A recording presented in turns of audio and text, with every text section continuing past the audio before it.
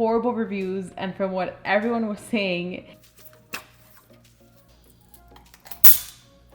let me tell you, this is why I said this is tricky, because project is going to be a lot of fun. Hey everyone, welcome back to my channel. Now, in a previous video, I asked you guys, for my next project, should I start camming the Camaro or should I refresh the Toyota Camry engine? Now, overwhelmingly, most of you said to start with a Toyota Camry engine, so that's exactly what my next project is going to be while the GT350 engine is being out getting repaired. Now, I will also be working on other installations of other cars throughout this project, and for those of you that wanted me to start with the Camaro, don't worry, because I still plan on camming it. It'll just be later on down the line. But now, before we get started with this project, with the Camry engine, I do want to check the health, the status of the engine, how it sits today, so I'll be performing a leak down test. Now, I know some of you may be asking, why am I doing a leak down test on the Toyota Camry and not a compression test like I did with my Shelby GT350 back then? For a few reasons. So back then, I didn't have a leak down tester. I knew that the Shelby had an issue with a specific cylinder. I took it to the dealer and the tech did a compression test, so I pretty much did the exact same thing. And I mean, that was my first time doing that. I really didn't know much about that. So with this car, with this Camry engine, I mean, I don't know the condition of it. I don't know exactly what's wrong. We do know a few things. I'm pretty sure you guys have seen in a few videos when I start this car up and all that white smoke that comes out and it just continues to come out.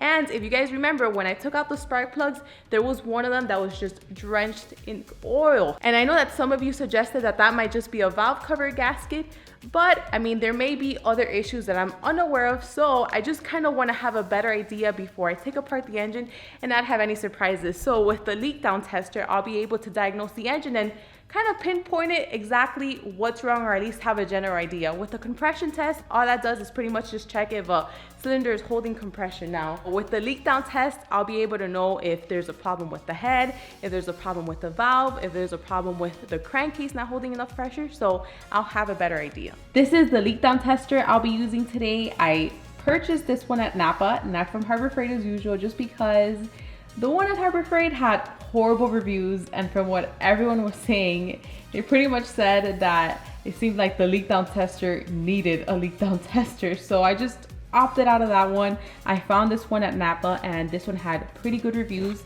Now, this was like about $80 to $90. I really can't remember how much exactly, but I mean, it seems like it's pretty good quality. I think that's a pretty good price for what you get. So the way that this works is that first we need to remove the ignition wires, we need to remove the spark plugs, and then you just have to put this hose down the spark plug hole. And then on the receiving end, we'll just plug in this hose from the air compressor, and then we'll just regulate this to 100 PSI, and then this one to 0. And then on the other end, then you'll just connect the other end of this hose. Now, this right here is going to pretty much let you know whether you have a leak or not. So ideally, you want to be between 0 and 10. Anything after 10, you have a leak somewhere and you'll just have to investigate. So that's pretty much it for this, but let's go on to the car now, because there is another tricky but very important step that you have to do on the car.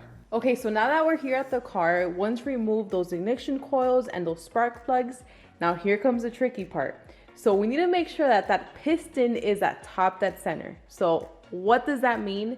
That just means that the piston is at the tail end of the compression stroke. So the valves are closed, there's a seal, and then that way we can check if there's a leak or not. Now, I know you guys may be wondering, well, how do I get the piston up there? How do I know? And how do I do that? So very legitimate questions. I had the same questions, mind you. I've never done this. This is my first time that I'll be doing a leak down test. So I've watched many videos online.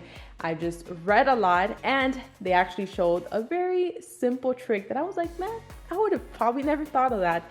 So the way that you'll figure out whether it's at top dead center is by using the oil dipstick. So we'll just have this oil dipstick inside the cylinder, and then that way we can check when the piston is at top dead center or approaching top dead center, and then once you missed it, then it'll just start coming back down. So, okay, now that we know that, well, how do we get that piston up there? Well, we'll have to rotate the crankshaft. So that's something that I stumbled upon because I came here, I mean, I'm not used to this engine. I've never worked on this engine. I'm used to my cars where the crankshaft pulley is right here at the front. I can access it.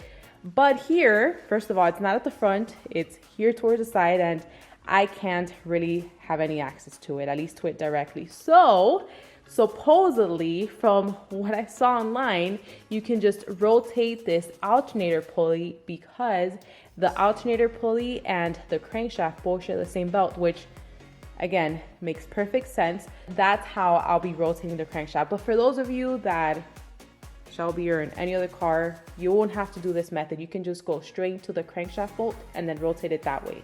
But since I don't have that luxury, then I'll just rotate the alternator pulley, and then that way I can just check when the piston is at top dead center or if I miss it. Now, I'm pretty sure, just like everyone said online, I mean, in reality, it's very simple.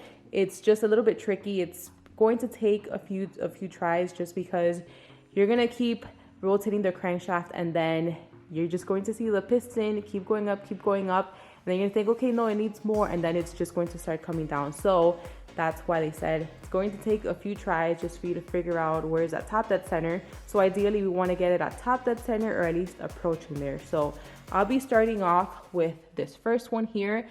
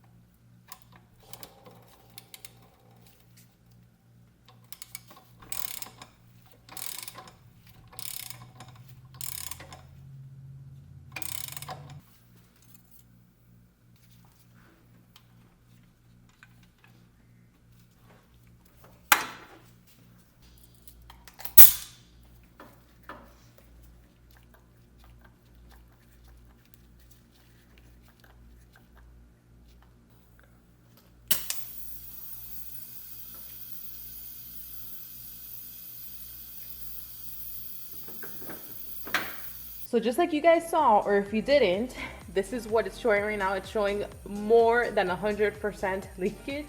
Now, if that, I don't think that's true, because if that was, then we would have a serious problem and this car wouldn't work right. So what I think happened, and let me tell you, this is why I said this is tricky, because I positioned it at top dead center. But when you position it at top dead center, you may or may not run into this problem. So you can potentially have what happened to me, which is that the piston went down right when I applied the air pressure there. So that's why ideally you want to position the piston top dead center so you can avoid a problem like this. So what I need to do now is start all over again. So I just need to disconnect everything. I need to put the oil dipstick back inside the cylinder, and then I need to rotate the alternator pulley. Hopefully this time I can set it at the precise height, which is right top dead center. So again, it's simple. In reality, it's simple, but it's a bit tricky, and this is why everyone said it's going to take a few tries. So let's try it again. Finally, I think it was like 30 tries. So this is at 30% leakage. Let me tell you guys, I was honestly getting a little bit frustrated. So I just ended up marking the dipstick, and then I ended up just rotating this back because I was just rotating it forward. I honestly don't know if that's right or not, but like I said, it was taking way too long, too many tries, just trying to get it to that right before top dead center. Let me tell you, it was causing me to lose my patience. So there you go, is 30% leakage, and I'm not sure if you guys can hear that.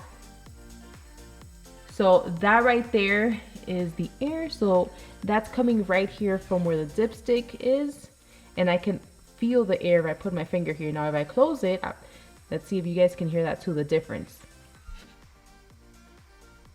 So If I close it, then it starts leaking from somewhere else. So since I hear that leak coming from the crankcase, then at least from what I've read online, from the videos I've seen, then it's an issue with the crankcase not holding pressure. So it could either be an issue with the rings not sealing on this particular cylinder, so they might be damaged, or maybe the walls are damaged on this cylinder, which, you know, come to think about it, that kind of sounds very familiar.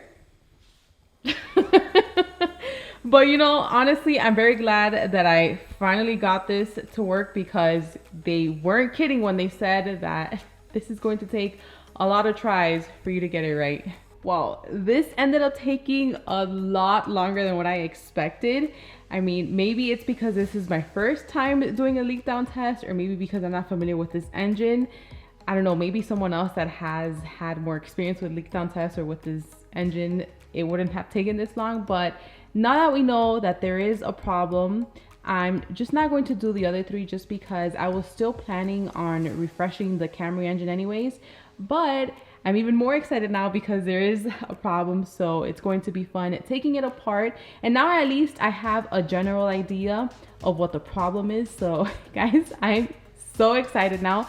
So now that we got that out of the way, it's time for me to just do my research, prep on how to remove this engine from the car.